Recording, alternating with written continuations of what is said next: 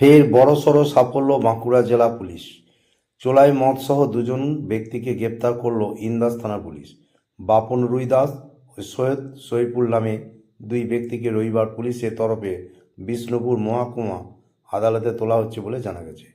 Police সূত্রে খবর, শনিবার রাতে ইন্দাসের বিওর দিক থেকে একটি টোটো করে 60 লিটার চোলাই মদসহ কতুলপুরের দিকে যাচ্ছিল বাপন রুই দাস ও সৈয়দ সইফুল নামে দুই ব্যক্তি। পুলিশ বিষয়টি গোপন সূত্রে খবর পেয়ে বড় গোবিন্দপুর বাজারে একটি বাইক ও চোলাই মদসহ টোটোটিকে আটক করে।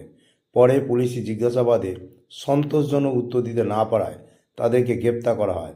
আজ বিষ্ণুপুর মহকুমা আদালতে তোলা হচ্ছে বলে জানানো হয়েছে। ইন্দাস পুলিশ প্রশাসনের পক্ষ থেকে আগামী দিনও এই ধরনের অভিযান চলবে বলে জানা যায়। ইন্দাস থেকে মিলন পাঞ্জা রিপোর্ট, মন্তেশ্বর টিভি নিউজ।